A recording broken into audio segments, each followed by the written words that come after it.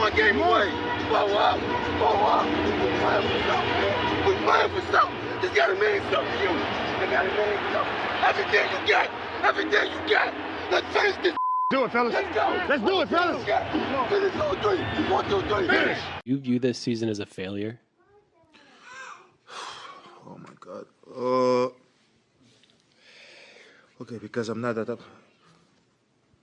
You asked me the same question last year, Eric. Okay. Do you get the promotion every year on your job? No, right? So every year you work is a failure. Yes or no? No. Every year you work towards something, towards a goal, right? Which is to get a promotion, to be able to take care of your family, to be able, provide the house for them or take care of your parents. You work towards a goal. It's not a failure. It's steps to success. Welcome to Kicking It with Saint. This would be a recap, but I'm not recapping the entirety of both series. I hope everybody who is joining me today is having a dope day, dope afternoon, dope night, whichever point in time of the day you're checking me out. I appreciate you for checking me out. You could have been anywhere else in the world. You chose to stop by here, and I appreciate you for that.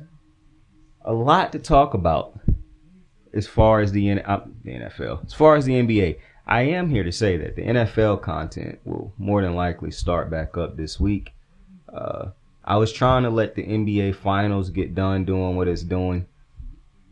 WWE content wasn't going to stop regardless. That's just, I'm motivated to make the wrestling content. But I know some people who watch me are ready for me to start football content again. But when I first started the channel, I did football all the way through. I didn't take a break. I just did it all through the season. I did videos all through the off season. I did that for like the first year and a half, 2 years. I think I've been doing this for like 3 years now, 4 years. I can't even remember. But the last year that I did this, I took the off season off basically. Like I didn't do a ton of football content in the off season until the NBA season ended. And then I started picking up the football content again. And I basically did the same thing this year. And it's not because I don't want to talk about football. It's not because I get tired of talking about football after the season is over. That's not the case. For me, as much as I enjoy talking about football, some of the things that happen in the offseason just are not important to me. Not important enough to continuously make shows or make videos dedicated to it.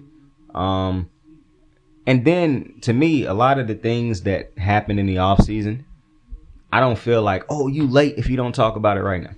When I get back into my NFL content, all that stuff will still be fresh because the NFL season is going to start. So the way I look at it is some of the topics that we talk about or that they talk about in football right now, they'll be brand new topics when the season starts. People will talk about them as if we haven't been in, or as if ESPN wasn't talking about them for the entire offseason. So for me, I was just waiting for it. I'm not even gonna lie to you. Starting it, it's a possibility that the football content does not start this week. There's a good chance that the football content don't start till after the NBA Finals are over, because I am going to cover the NBA Finals. So, as a matter of fact, I don't even know why I sat here and lied like that. The NBA Finals is getting covered on this channel. I'm not talking football until the NBA Finals is over, because I don't want to get distracted trying to talk football, do my research, and do my, because I don't just make the shows. I don't just sit down and start recording. I actually do my homework. I look up on a lot of things, even though it's not homework when you're always doing it, feel like, because I'm always watching football and whatnot. But I don't really like talking about things without watching what I'm talking about. I don't like to be the person who watch a highlight and then try to sit down and act as if I watched the whole thing. I hate that, because I hate it when people do that, because I know I can tell when somebody has just watched highlights and they talking as if they watched the entire game. I can tell when somebody watched highlights and the only games they watch is like the primetime standalone games for a team. And I can tell when somebody is watching every single game that a team plays. So that's why I get annoyed when I hear people talk about certain players, certain teams in a certain type of way, because I'm like, and you know what's even more frustrating? When somebody actually does watch the games and don't know what the fuck they are seeing, or what they are seeing and what they are saying they're seeing just makes no sense. It's like, how are we watching the same thing? And this is what y'all get from it. But as you know, media, the stories that they spin in the media, all of it plays a part in this thing. So I want to talk about this show right here tonight. All basketball. And I want to start off by talking about Anthony Edwards, because the Minnesota Timberwolves lost in 5 to OKC. And I predicted that they were going to lose that series. As much as I like Anthony Edwards, from the minute that series started, I had no belief that Minnesota was winning that series. On top of that, something happened in this series that was very disgusting, but a couple things happened. But I saw so many people pick Minnesota. I remember one night I was watching Nightcap. I wasn't even watching Nightcap. I had got done watching every show that I had watched that I wanted to watch, so I doubled back and I watched Nightcap. And I saw Joe Johnson talking about, him and Chad talking about the series, the Western Conference Finals. And I saw Joe Johnson pick Anthony Edwards and the Timberwolves to win. And he was so sure of it. And I saw Chad wanting to pick Anthony Edwards. And in my mind, I'm like, I don't know what they saw that I haven't seen in the last couple. Like, to me, I understand Joe Johnson played the game. I don't know how that matters when it comes to breaking down this series, but, you know, it is what it is. I personally, watching both teams throughout the playoffs, I didn't even think Minnesota had been tested up to this point. Whereas, because that's a big thing for me. And I say it in the NFL also. Now, it can also hurt you in the NFL more than it can in the NBA. As a matter of fact, I would say it hurts you way more in the NFL than it does in the NBA. And that's playing against competition. So, one of the things I've always said is I don't really like it when a good team... I don't like it when a team play a terrible schedule in the NFL. Because if you play a terrible schedule throughout the year, you probably are not preparing yourself. You probably won't be prepared to take on a tougher team. Now, it's exceptions. Lamar, Allen, Hurts, Mahomes. I don't care what their schedule is. Now, for the most part, Lamar, I mean, you see the schedule Lamar is playing every year. He is playing a death row of teams every year. Pat Mahomes, for the most part, is playing a tough schedule every year. Josh Allen would be playing a tough schedule every year if not for the fact 3 of the teams in that 4-team division are ass. He gonna mop up the Dolphins every year. He gonna mop up the Patriots every year. And he gonna mop up the Jets every year. When you are fortunate enough to play in a division like that, where you already can walk away with 6 wins, because more times than not, that is 6 wins for the Bills every year with Josh Allen for the most part. That's kind of different. That's the only reason I don't really put Josh Allen's schedules up there, because he will always have 6 gimmies unless those 3 teams become legitimate teams. Mind you, I'm not mad that Josh Allen played those 6. Hell, I wish Lamar and Pat were in divisions where they could just moonwalk, cakewalk through the division, so that when see, my thing is, I love that Josh Allen can play those trash ass teams every year, for the simple reason I know he's gonna play Mahomes, Burrow, what's my boy name? Stroud, Lamar. He gonna play tough quarterbacks a year. The NFL is gonna give him 3 tough matchups a year. As long as Josh Allen ball out, not even ball out, as long as Josh Allen competes in those 3 games against those top guys he gonna play against, that's all I care about. Mind you, I know Allen, Lamar, and Mahomes are gonna show up in those games. So I don't care if they were to be given weaker schedules. However, for the most part, though, you don't want to feel like you're a championship contending team by record, but then you look back at the teams you beat, and over half of your wins, or if not all of your wins like Miami, are against bad teams, and all of your losses are against good teams. I don't really like that trend. In the NBA, however, I don't think you pay for that as much as you do in the NFL, because a great team can lose to another great team in the NFL. Not even just that. A great team can have played so many tough games that they eventually lose to a team that is nowhere near as good as them. But because you have been fatigued, because of the competition you have played. So, an example. Let's say Josh Allen have to play Lamar in week 1. And it's not really like week 1, week 2, week 3. I'm just giving you a scenario of games. So let's say Josh Allen in a 3-week span or in a 4-week span, Josh Allen, Lamar Jackson, or one of the top quarterbacks, they have to play against Pat Mahomes, Lamar Jackson, or Josh Allen. You throw in the Detroit Lions. You throw in the Philadelphia Eagles. You play those 4 teams in a row.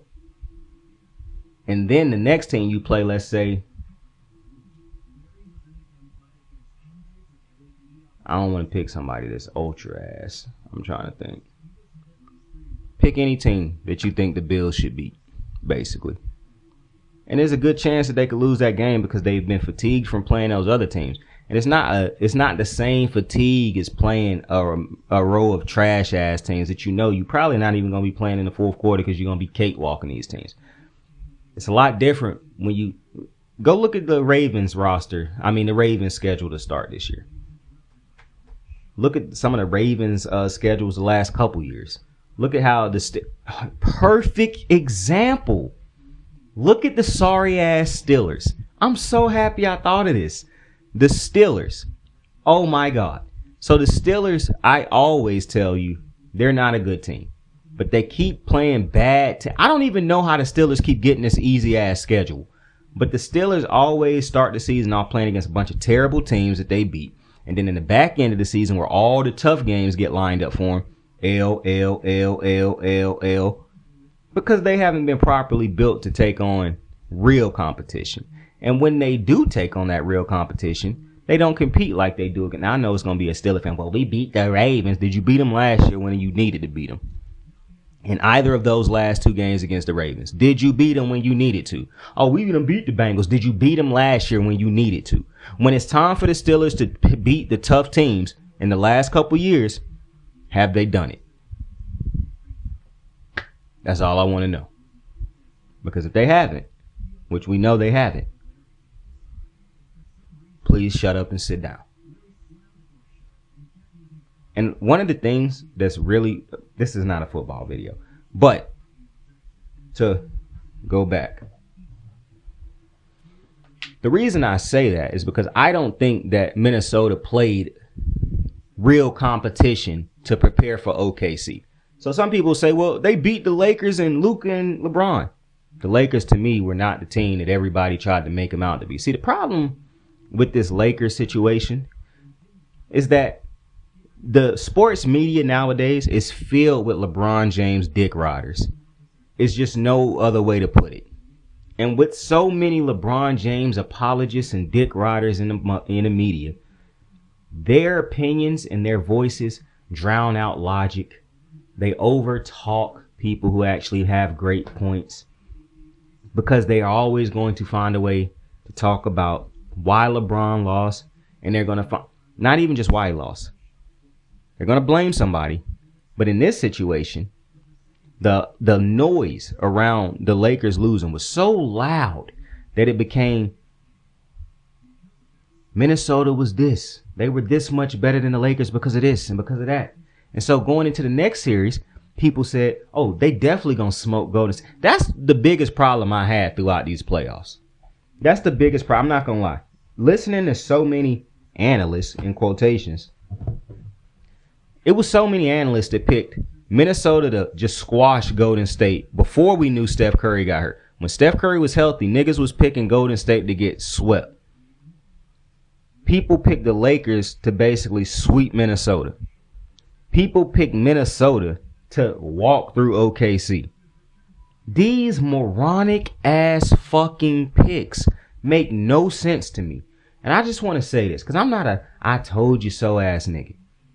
But this is why I get so annoyed listening to different analysts. Because when I'm sitting back and I'm doing my homework and I didn't play professional sports and I can make educated predictions, it just bothers me when I see, oh yeah, Golden State getting swept. Because I picked Golden State to beat Minnesota. And I've seen nothing, I saw nothing after Curry went down that told me I would have been wrong in that. So, Minnesota beating LA, I'm annoyed by how much people try to boost up Minnesota for LA was not what people made them out to be. They didn't have a big man. They were not good defensively. You can praise LeBron all you want to, but LeBron is old. He can't do some of the things that you need him to be able to do on a court for a team when the other players are lacking. See, that's my problem. If other players are lacking on a team, that's one thing. When you have LeBron James and Luka Doncic, how do you blame Luka? See, this is my problem. You saw so many people take shots at Luka. You could have took them same shots at LeBron. LeBron was not perfect throughout that the Lakers series with the Minnesota. He wasn't. That's okay. If you're gonna go at Luka, if you're gonna go at all these other, this is why I just can't imagine what it is like to play for a LeBron James team. Because for everybody else to have their flaws and the things that they did wrong pointed out, when LeBron James has not been the perfect player in God knows how long, like this is not LeBron James in Miami or Cleveland or his first year in LA. This is not that LeBron that basically played a flawless type of game. This is a different LeBron. Now, I'm not putting all this on LeBron because if you're Rob Pelinka, you put together the roster. The things that Luka and LeBron aren't good at, you're supposed to. Now, the Luka thing is, I don't really blame them for that because you just got Luka basically at damn near the back end of the season. Next year, you should be bringing in people to help Luka more. And you tried to bring in a big man for Luka at the trade deadline. So I'm not really. That's why I get annoyed with people going at Luka the way people have went at Luka. This nigga was a Dallas Maverick when the season started. He had no thoughts that he would be playing in Los Angeles as a Laker by the season's end. Luka never in a million years thought that was going to happen. For some reason, we have seen how that impacted him, but people still acted as if he was supposed to play like he did last year in Dallas, this year in LA. Consistently forgetting that these men are human fucking beings. It's unbelievable. Oh, well, he make a lot of money, so he shouldn't care about getting shipped off from Dallas to LA. It ain't like he finna go live in a desolate place. Bro, just because you lack any type of empathy or any type of reasoning and logic does not make you loud ass right. I don't understand that. Like, it's in today's society, it's like so many people think that they can have these loud ass ignorant opinions and that means it's right because some people won't get loud with them. It's absolutely insane. But one of my biggest problems with the Lakers is this blame game that everybody like to play. But then after you get past the blame game, it's the let's because we love LeBron and we want to make it seem like he lost to a way better team. Now we going to just overshoot Minnesota. After watching Minnesota against the Lakers, I picked Golden State to beat Minnesota in about 5-6 games. I truly believe Minnesota. A lot of people believe it after that first couple. Minnesota is not beating the Warriors if Steph Curry stays healthy. That was very clear to me. The Warriors had a great first round series against Houston. It went 7. That was a series that tested them, that put them through the ringer. They had to play against tough defense. Minnesota wasn't guarding like the Rockets could guard. Minnesota not even interested in guarding the way the Rockets guard. Minnesota got people who could score the ball, so of course they not going to be interested in using all their energy to do what the Rockets was doing. But for some reason, instead of pointing out very clear differences in this series for the next series, it was just, oh, well, he beat LeBron, so they got to be this all-world team. And then they go in there and get their asses beat in by OKC, who was also tested by having to go up against Nikola Jokic and the Denver Nuggets. You see the difference in being tested, whether it be by a championship team, whether it be by an up and coming hungry young team. OKC and the Warriors, and if Denver hadn't made it out, were tested. LA rolled over. Minnesota got past that. Minnesota got the benefit of Steph Curry being hurt. He got hurt game 1, never returned in the series. You got the benefit of that. But now you have to go up against a team who isn't fully healthy, who just took down an NBA champion and one of the best players in the world in Nikola Jokic. And they took them 7 games to do so. Now, shout out to OKC. Because in these game 7s, they done embarrassed both teams they played in closeout games. They embarrassed Minnesota and they embarrassed Denver. The Denver one was a little bittersweet because a lot of guys played bad in that last game. But I think the biggest thing for Denver that hurt them in that last game, aside from just the fatigue and obviously Aaron Gordon dealing with that hamstring injury, trying to play through it, which probably shouldn't have been trying to play on that. He was clearly of no use to them in that game. If you go back and watch that game, he might as well have not played in that game. But when you look at what Denver put OKC through in that series, and for OKC to come out on top, that prepares you for Minnesota. What did Minnesota play that prepared them for OKC? This is why I'm saying it's not always a benefit to have a cakewalk. Even though I understand you don't always want to play a tough team because that team could end up beating you. But in the NBA, more times than not, the best team ends up winning the series. Now, obviously, you can have injuries that fuck a series up. But take the Denver series, for example. The Denver OKC. Yes, you could say injuries at the end. I think the better team ended up winning that series, though. And I think it's some problems with Denver that people don't point out that I've been pointing out for about 2-3 years. And people try to skip over it just because they won a championship. But I will continue to say, if your team, and I'm going to be honest, when shit like this happen, it's kind of hard to argue it unless you are really watching the games, then you understand. Because if you just are a casual or you're just a fan, and you don't even have to be a casual really. If you're not a critical thinker of the sport and your base level of thinking is base level, then this comment is going to bother you. But Jamal Murray, they should have never been able to win a championship with Jamal Murray as their leading point guard. But when you go back and look at that year, Nikola Jokic was the best player in the world by a landslide. Wasn't even close. What he was doing to niggas on a night-to-night basis was crazy. But look at all the talent that was on that team. It was a plethora of talent that could overshadow or make up for Jamal Murray playing terrible basketball. And I think that winning a championship was the worst thing that could have happened to them. And then making Jamal Murray believe that he was the second best 1B to Nikola Jokic. Because when you look at all those dudes that was on that team, that played defense, that ran the floor, great in transition, hit jump shots. There was a lot of great players on that team. A lot of great role players. Fast forward now.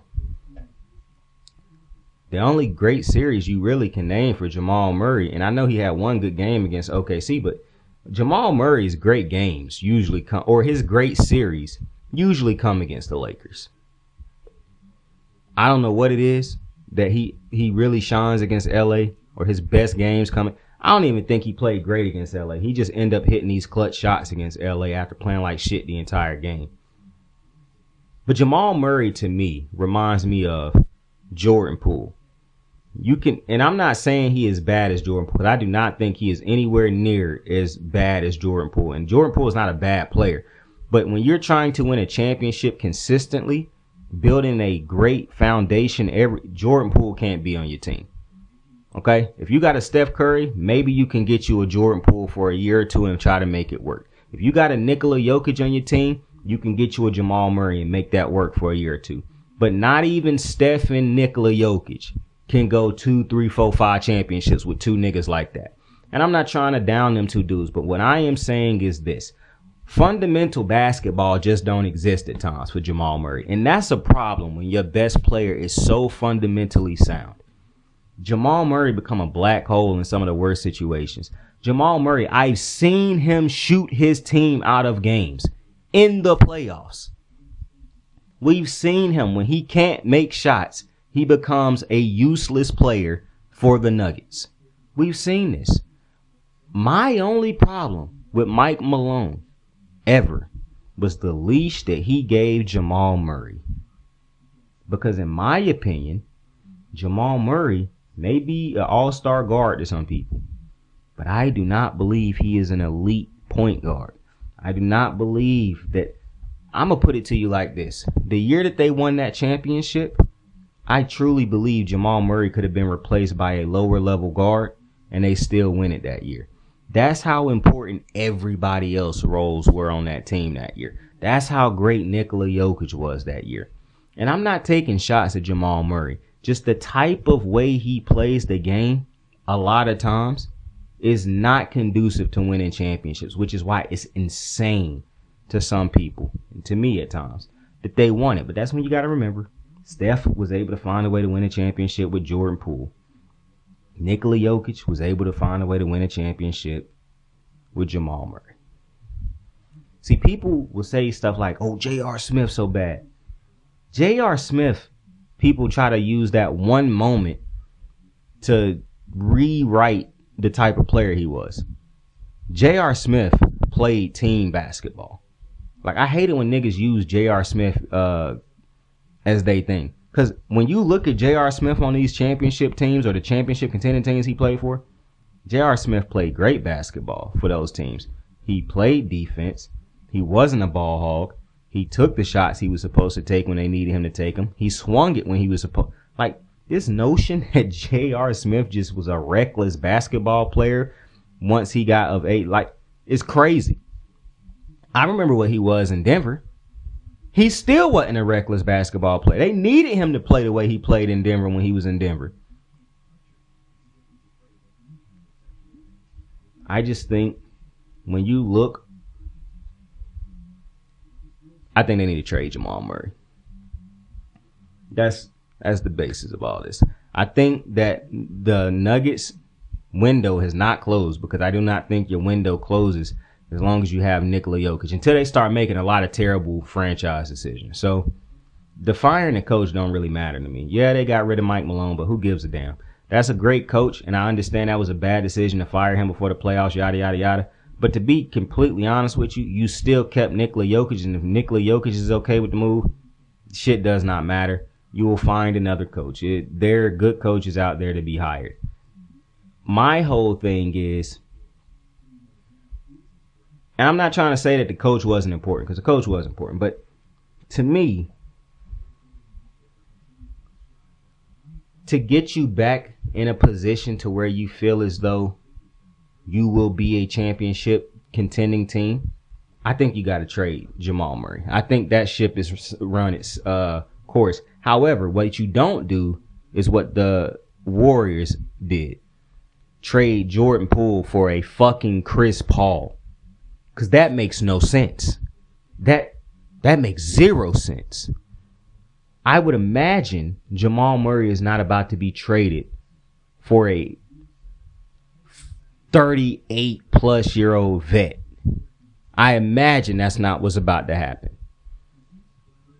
Now, to get back to Anthony Edwards, because that's what this whole conversation was supposed to start off as, and I've ventured in so many different things. I was disgusted at how Anthony Edwards played against OKC. I was even more disgusted with, I don't think I struggled, I just didn't get enough shots. My nigga, that's struggling, because they stopped you from getting your... I don't even think they stopped you. I think you mentally made the decision, yeah, they stopped me. Watching Anthony Edwards is one of the biggest... So because I need to be very specific, because I love Anthony Edwards. So I'm not trashing Anthony Edwards. So I need to be very specific in what I'm finna say, or detailed. Watching OKC versus the Timberwolves in this Western Conference Finals, was some of the most disgusting fucking basketball I have ever seen a superstar play. It was one of the most annoying fucking series I have ever watched in my lifetime. I'm gonna be completely honest with you. I almost became how do I say it? I almost stopped being a fan of Anthony Edwards watching this series. That's how annoyed I was watching him throughout this series. And I mean, thinking about it right now got my sports blood boiling, because I hear so many people, Anthony Edwards like Michael Jordan. He remind me of Mike. He the next face of the league, yada, yada, yada. And I understand that stuff that other people are saying. But you listen to what Anthony Edwards say. We done heard how Anthony Edwards talk. And this is what you just put on display. Anthony Edwards was playing every single game as if they had 20 games left. Like, at no point in time did I feel like in this series he played like it was a win or go home type of series. At no point in time did I feel like he played in this series like we outmatched. I have to be great. And I'm going to tell you what's crazy. After the first game in this series, I said, okay, I expected this to happen. Anthony Edwards is about to show up now. This is what he needed to wake up. That is not what he needed to wake up, because he proceeded to basically play the same game. He let them stop him throughout the whole time. He wouldn't take certain shots, wouldn't be aggressive throughout the whole game. This was the most fucking annoying games I have ever seen Anthony Edwards play. I can't even hide my frustration. This shit was beyond annoying watching him play this series. Nigga wouldn't be aggressive when you needed him to be aggressive. Tried to take over game. I don't even care. See, that's another thing that bothered me. I didn't know Anthony Edwards cared so much about being efficient. At least that's what it seemed like in this series. Because I'm looking at Shai Gilgeous-Alexander scored 30-something points on 30-something shots. Nobody gives a damn when you win the game. I'm going to be honest. I get annoyed when niggas talk about that shit anyways.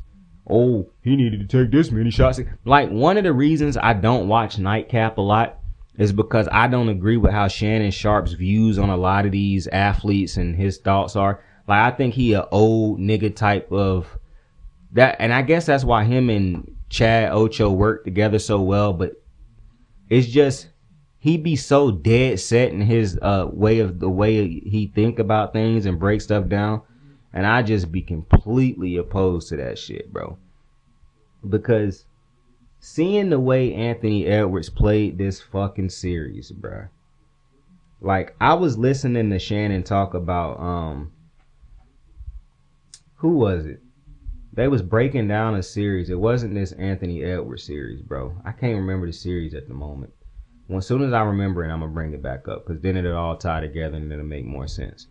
But while I'm thinking about that, and I might not even think about the whole thing, to be honest with you. I probably will. But to get back to the Anthony Edwards shit, watching him play throughout this series, bro, it was I don't know anybody who could have watched this shit and was like, yeah, Anthony Edwards did everything he could. Most games I left away thinking to myself, God damn, if Anthony Edwards would have been the player we thought he was. That was literally what I thought damn near every single game of the series, except for probably one. And then one of the two most disgusting things in the series. Game 4. I mean, not game 4. Yes, game 4. When you need to win that game to tie the series up. Because OKC gave you game 3. OKC had won both games at home. OKC did not believe that you could beat them twice, even in your building. So they said, we'll give you the first game because we had to travel. We just won 2 games against you. We'll give you game 3. That's how confident we are that we will beat you niggas tomorrow or the next game. And long and behold, once again, there it is. So when Shannon bring up all of these shooting stats that he, because I just don't agree with it. Oh, Kobe, that's who he did. So when I hear him bring up like Kobe or Luka or any player who might have a lot of inefficient shooting nights, but they still did what they needed to do to get their team them dubs. I hate it when he highlights stuff like that, because to me, Only niggas who highlight that is LeBron James dick riding ass fans. Because I never in a million years growing up can remember niggas talking about, oh, the shooting percentages. But when LeBron James dick riding ass fanboys got into the media, now all of a sudden niggas talk about shooting percentage.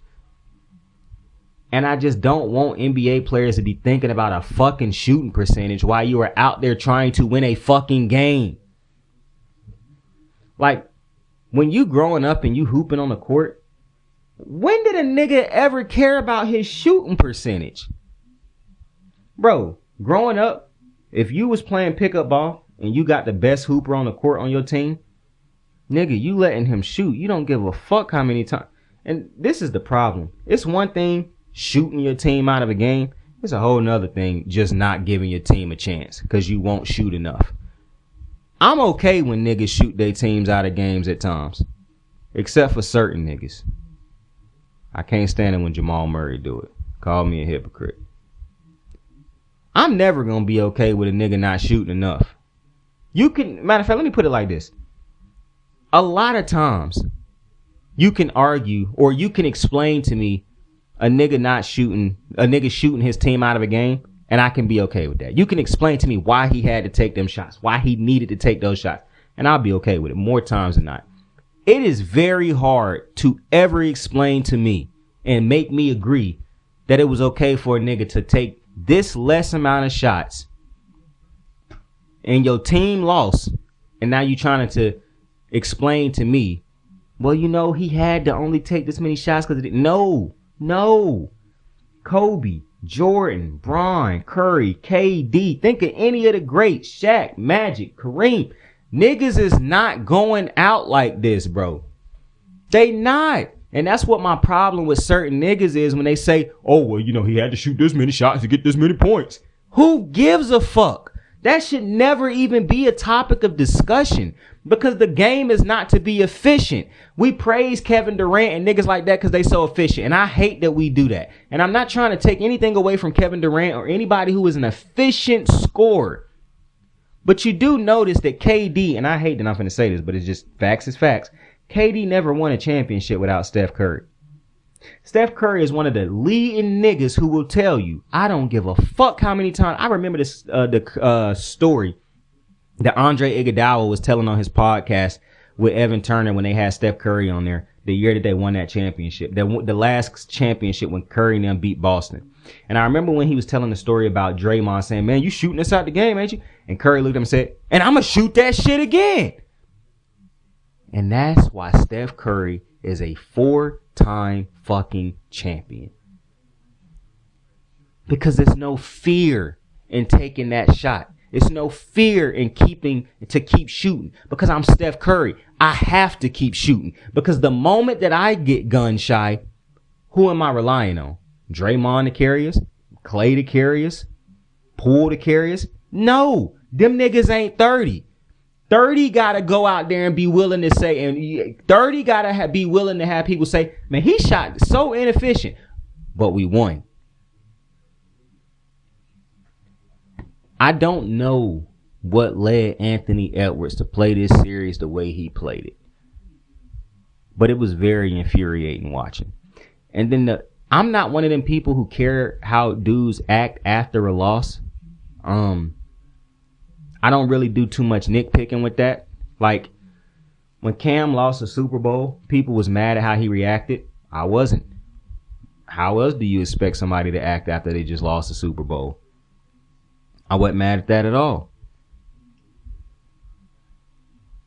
But I do understand, and it took a while, because I used to defend James Harden.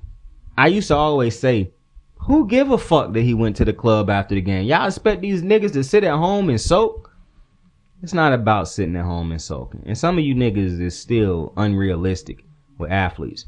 However, I don't care that James Harden went to the club after the game, but I do understand people saying, you just played like shit when we needed you the most. It ain't even that you just played like shit. You had 3 or 4 games in this series where if you just are decent, we win this series. You play like shit or below your standards in at least three games in this series. After the series, you showed, like, you acted as if you didn't care, like this is the usual. And then after that, you went out to the club. So none of this shit matters to you. You supposed to be the leader of the team, and this shit don't hurt you at all. This shit don't bother you at all. I see why that bothered people now. Because after watching Anthony, now see, Anthony didn't go to the club, and if he did, I don't know, because I didn't do that much research, because I don't care. What bothered me was, I don't think I struggled. I just didn't get enough shots. I don't think I've ever heard a more annoying response. I don't think I've ever heard any response that made me madder, that made my basketball blood boil more. And I couldn't believe that I was this angry or annoyed at Anthony Edwards. We just watched him over the summer with Team USA. We done seen him on the Netflix shows. We see the interviews. We see him doing the trash talk. We see him with the funny mark. Like, we see Anthony Edwards everywhere. Everybody wants Anthony to be the face of the league. I don't think I struggled. I just didn't get enough shots. Or whatever variation it was that he said.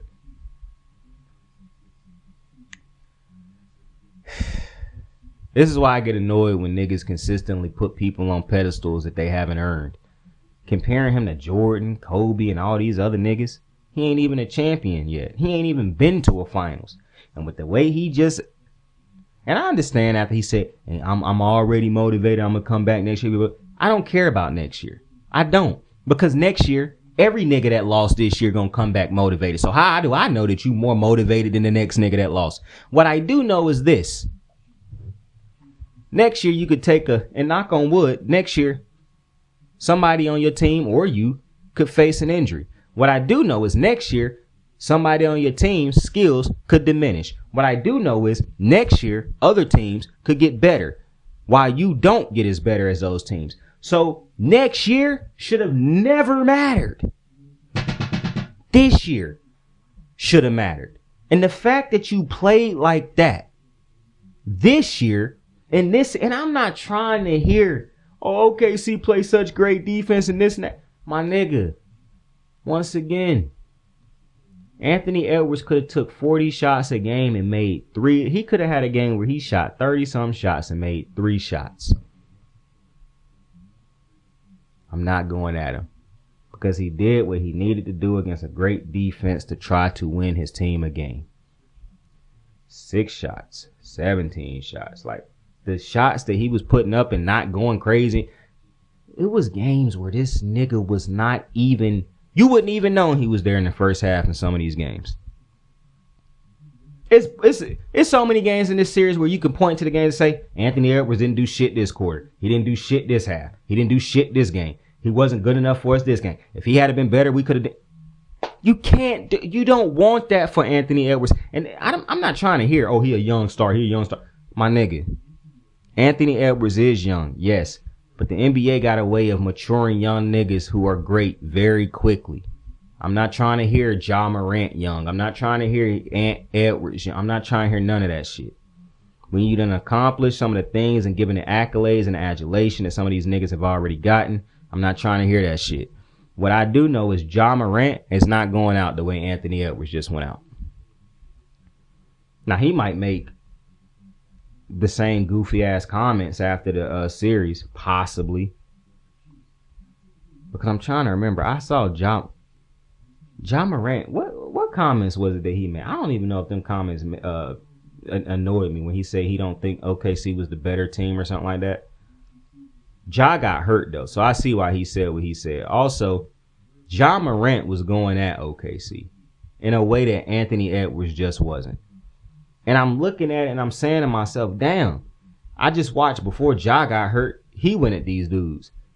I'm looking at Aaron Gordon and Nikola Jokic go at these dudes. But they stopped you from taking shots.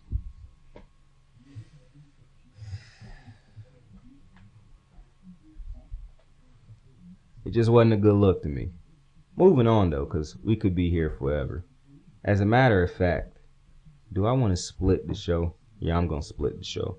I'll talk about the Pacers and whatnot in the next show. So, matter of fact, just going back to the Anthony Edwards, it was just very. Now, you don't have to agree with what I'm saying. I'm just going off of what I felt watching the series.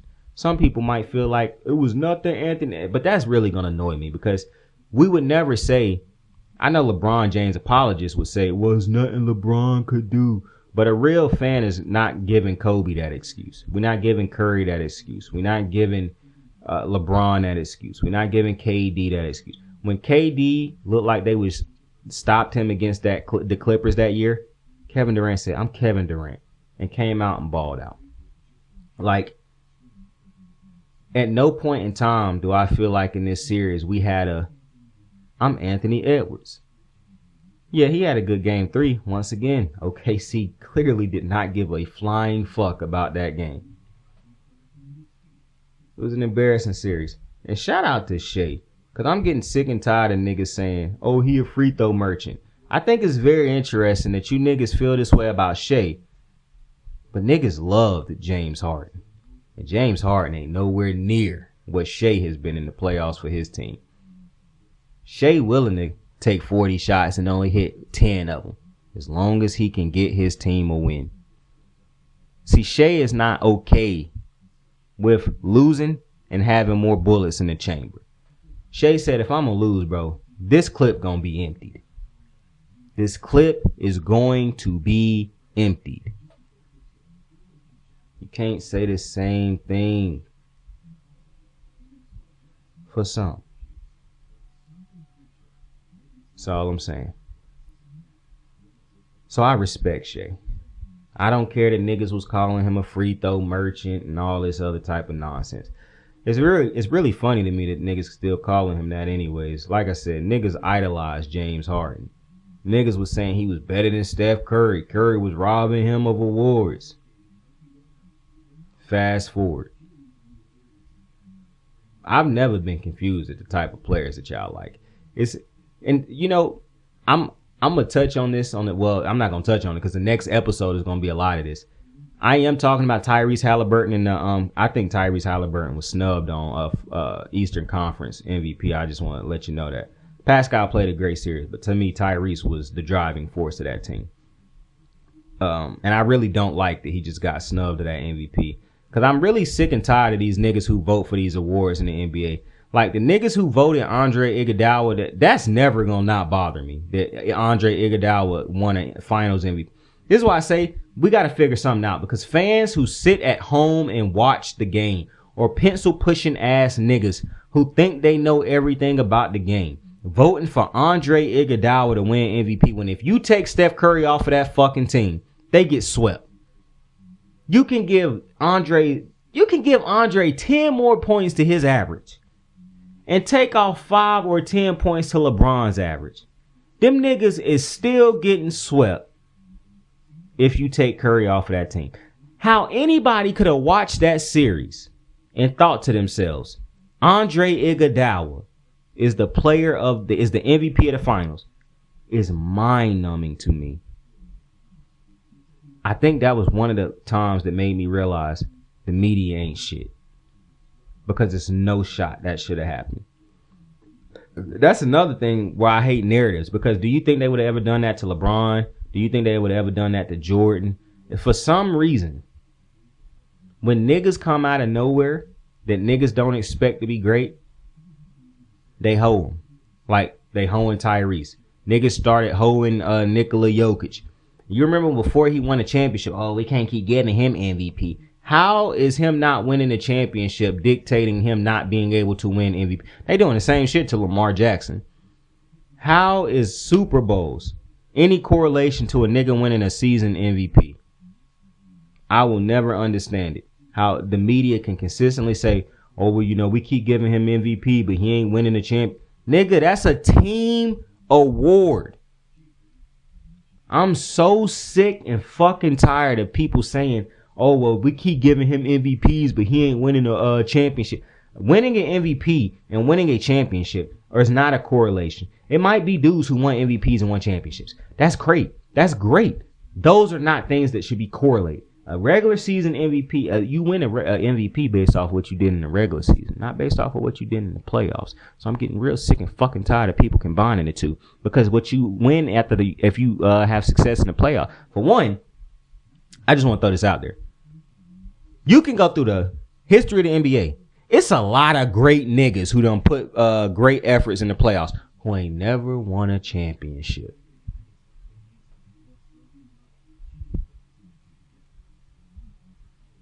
I say that again. It's a lot of great basketball players who done had some great playoff runs that ain't never touched the Lombardi. But for some reason, winning an MVP in the season multiple times will hurt you if you don't win a championship because you won that MVP. The media can make it so that, well, we shouldn't keep giving him MVP because he can't win a championship. How fucking stupid is that? Kobe should have more MVPs. LeBron, Curry, Lamar Jackson just got robbed of an MVP. And I love Josh Allen. Josh Allen did not have a better season than Lamar Jackson last year. It's insane to me that and I'm gonna be honest, and I don't care how nobody look at this. As long as we got so many white men and white women that's influenced by everything that come out of a white man's mouth voting for these awards, we're going to always have problems. And I don't care how racist people think that is. Because when you got niggas like Dan Orlovsky and Chase Daniels so clearly with a white quarterback bias, I'm not trying to hear, oh, Saint, you're racist. I don't care. With that being said, I appreciate you for joining me on another episode of Kicking It with Saint. Tell somebody you fuck with him. Tell somebody you love him. You can be anything in this world. So choose to be kind to somebody today. When we return, Jonathan Kuminga talk.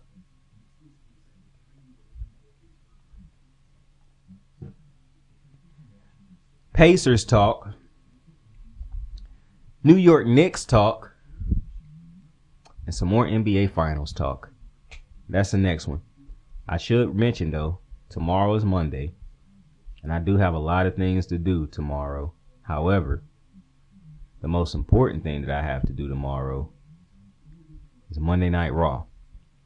Not to mention, I did not do a weekly wrestling breakdown. Now, none of this matters to the people watching it. So, with that being said, I appreciate you for joining me. I fuck with you. I love you. Until next time, Saint out. When did winning not become the main thing? I always say keep the main thing, where, winning is the only thing that truly matters. I got the moves like hot sauce. Lil' mama taking the top off. I'm laying down getting topped off. After this, she getting knocked off. I know she loving the money, so I keep on thumbing and thumbing. She say she horny when she taking shots, so I keep them coming and coming. Now I'm putting dick in her tummy. Scoop her up like I'm raking the summers. You would think shawty red track, the way that she running and running. You getting dumber and dumber. You out here chasing the bone. After she finished from giving me dome, the Uber is taking her home. Tight.